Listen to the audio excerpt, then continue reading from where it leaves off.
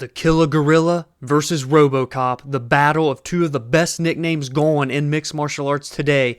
Jared Cannonier, the number 7 ranked former middleweight title challenger, is back this weekend to welcome Gregory Rodrigues for his first opportunity to crack into the top 15 and even the top 10 of this middleweight division in what will be the third consecutive main event in the 185-pound weight class. It started at UFC Saudi Arabia, where Nassourdine Imavov knocked out Ismael and now finds himself at number 1 in the rankings and on a 4-fight win streak. Then, last weekend at UFC 312, we saw Dricus du Plessis successfully defend his title for the second time, and he did so by improving to 2-0 against former champion Sean Strickland. And now we see the number 7 ranked Cannonier versus the unranked but surging Gregory Rodrigues. I've already said in the last couple of weeks that 2025 is the year of the middleweight division, and this third straight main event just continues to add on to my point. Let's get into it right now. The 40-year-old Jared Cannonier finds himself entering UFC Vegas 102 on a 2-fight skid, but it's against two of the best middleweights on planet Earth today. In August of 2024, he had a Fight of the Year contender with Khaos that would go the full 25 minutes, and on the scorecards, Cannonier had 1 round in the books for 2 of the judges and 2 rounds for the other judge, but overall, a unanimous decision loss, but one where Cannonier looked very strong. Khaos just looked that much stronger. And his other fight in 2024 was also a loss, and it came to Nassourdine Imavov, who now sits at number 1 in the world right now in this middleweight division. And that was arguably a controversial stoppage, as Imavov got the TKO finish 1 minute and 34 seconds into the 4th round. But heading into that 4th round, Cannonier was up 2-1 on 2 of the 3 judges' scorecards. So it's clear how competitive he was being, and that was a very back and forth fight and a very fun fight for as long as we got to see it. And had this referee not stepped in there, it does make you wonder what could have happened throughout the remainder of those 2 championship rounds. But we can't hang our hats on what could have been. We now find ourselves with the facts, and that is Cannonier on a 2-fight skid against someone who is ultra dangerous in Gregory Rodrigues. But prior to 2024, Jared Cannonier had won 4 of his last 5 fights, and the only loss in that portion was in a championship fight at International Fight Week in a main event against Israel Adesanya, where he would get outpointed and lose via decision. And the victories in that time: Kelvin Gastelum, Derek Brunson by finish, a decision over Sean Strickland, who would go on to become the champion in 2023, and then a victory in June of 2023, which would be Cannonier's most recent win, and that was over Marvin Vettori. So he can clearly still hang with some of the best fighters in the world, but yet he finds himself having lost back-to-back fights in 2024. Can he turn it around before it's too late? Can he fix this stretch of losses that he is on, halt the momentum of Gregory Rodrigues, and as a result, keep his spot amongst the elite of the elite in the 185-pound weight class? The 32-year-old Rodrigues, which, by the way, someone check that man's birth certificate. Sometimes I feel like he looks 52, and that's not me hating on Gregory. That's just the way he looks sometimes, but this man is an absolute beast. Don't let his looks fool you, and take away his facial features, he looks like he's chiseled out of stone. He comes into this fight 16 victories with 5 defeats. 13 of his 16 wins are by way of finish. 3 of his 5 losses are by way of knockout. Gregory Rodrigues has been one of the most fun fighters to watch over his UFC career thus far, and he enters on the best stretch of his career, a 3-fight win streak, 2 of them by way of KO TKO, and his most recent victory, a decision back in July of 2024 against Christian Leroy Duncan at UFC 304. Gregory's UFC story actually began in September of 2020, where he would lose on Dana White's Contender Series, go on to LFA to get 2 bounce-back victories, and finally make his true UFC debut in June of 2021. And since that debut in June of 2021, he has amassed a record of 7 victories with just 2 defeats. The 2 losses, a knockout to Bruno Ferreira in January of 2023, and a razor-close split decision in one of the best fights of 2022 against Armen Petrosyan. And of his 7 UFC victories, 5 of them have been by way of stoppage. He is an absolute beast, a unit of a man, and now finds himself on that 3-fight win streak and not getting a top 15 opponent, not the number 10 ranked guy. He's getting the number 7 ranked former title challenger Jared Cannonier. His first attempt ever to enter the middleweight rankings, and if he gets the victory, he catapults himself into the top 10 and maybe is one win away from a title shot. And I don't want to get too carried away with the title fight discussion because of how insane the middleweight division is at this current point in time. You already heard me talk about how this is the third straight UFC middleweight main event. We've got the undefeated Khamzat Chimaev gunning for a title shot against Dricus. We already talked about Nassourdine and how he could potentially be the number one contender in this weight class as well.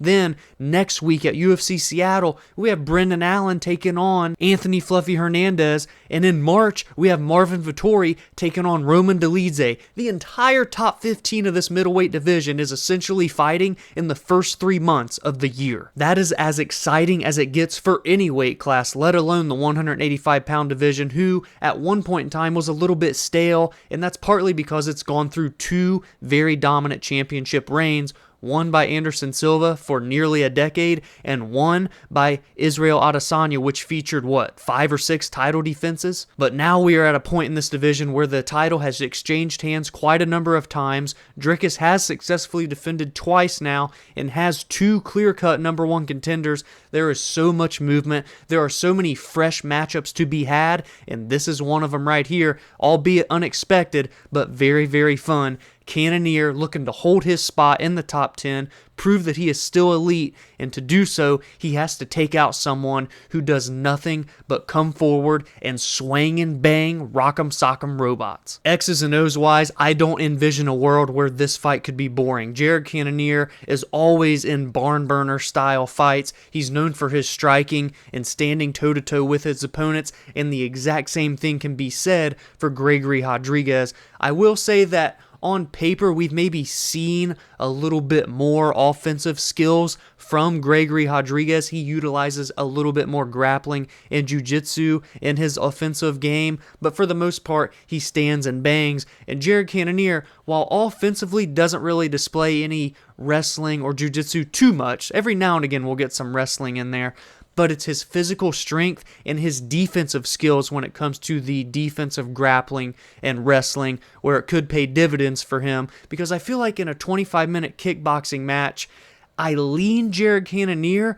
but it's that one-shot dangerous power of Gregory Rodrigues that makes me hesitant. And albeit we've seen that same exact power from Jared Cannonier in the past, it's just been a little bit since he's put someone's lights out. So I want to hear from you all in the comments below your predictions for this UFC Vegas 102 main event. Will the Killer Gorilla Jared Cannonier bounce back from his 0-2 2024, get back in the win column, and hold his spot in the top 10 of the middleweight rankings? Or will Gregory Rodrigues extend his win streak to 4 in a row by getting the biggest victory of his career over a former title challenger and big-name fighter, Jared Cannonier? And now that we are done with the main event, let's hop into some of the other fun fights on this card before we head on out of here, and it starts in the co-main event of the evening. I felt that the main event is pretty much certain of not being boring, and I can almost guarantee that this co-main event won't be boring. It is the number 10 ranked featherweight in the world, Cavalcanti, taking on Youssef Zalal. Completely opposite career trajectories here in this co-main event, as Cavalcanti will enter this fight having lost 3 fights in a row.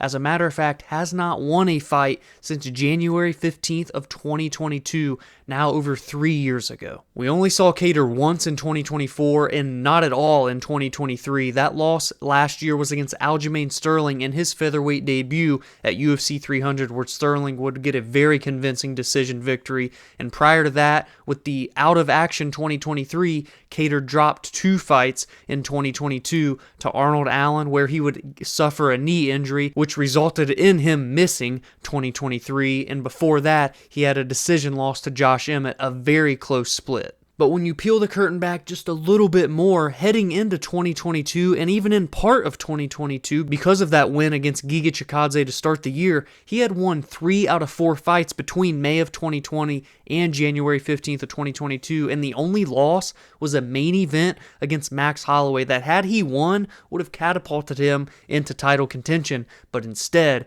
Max Holloway would have one of the best performances in UFC history. But it was crazy because 1 year later is when Kattar would get that victory over Giga Chikadze, and he essentially did to Giga what Max Holloway did to him 1 year prior, put on an all-time performance for his career, outclassed Giga Chikadze more than we had ever seen anyone do before. But now Kattar enters here, 36 years old, 3-fight losing streak, a major knee injury that sidelined him for all of 2023, so not a lot of activity over the last couple of years. That is not a lot of positive momentum where he's taking on Youssef Zalal, who has all of the momentum in the world right now. Youssef Zalal made his UFC debut in February of 2020 and started out 3-0 in the organization, but then would go on to lose 3 fights in a row, followed by a draw. So in his last 4 UFC fights, he went 0-3 and 1 and would be released from the promotion. That draw would happen August 13th of 2022, and he would quickly bounce back November 18th on the regional scene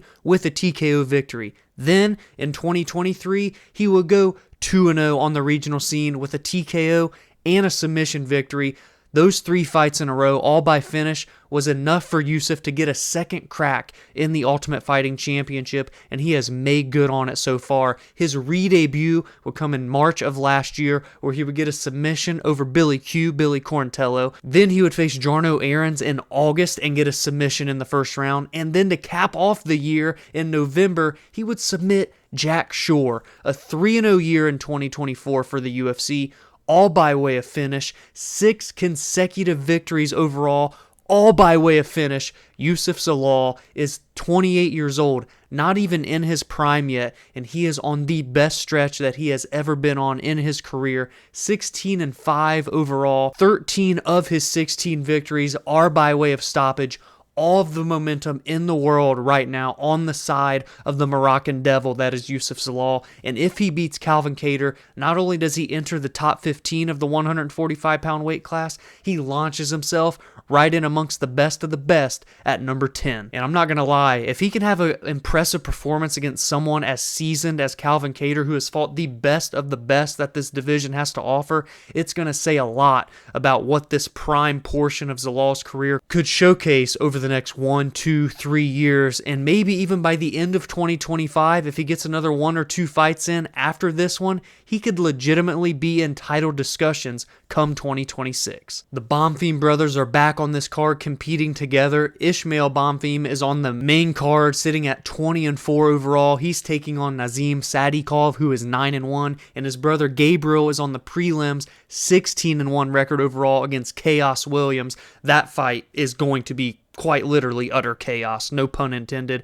but also, yes, the pun was super intended. We do have a ranked strawweight fight happening as the number 13 ranked 115-pounder in the world. Angela Hill is back once again to hold her spot in the top 15. To do so, she will be taking on Ketlen Souza. At 40 years young, Angela Hill will enter this fight having won 4 of her last 6 bouts. However, she is coming off of a loss most recently back in August where she would lose a decision to Tabitha Ricci. The 2 wins before that, Luana Pinheiro, a submission by the way, and a decision win over Denise Gomes, someone who, similar to Ketlen Souza at this current fight, was surging on the outside looking in. Angela was able to fend her off then. Now can she fend off another surging prospect in Souza? Ketlen is 15-4 and at just 30 years old is 2-1 currently in the UFC. She lost her UFC debut against Karine Silva. That was via knee bar submission, and since then has tallied off back-to-back victories over Marnik Mann and a finish over Yasmin Uruguay back at Noche UFC, where she was a huge underdog and got a big-time submission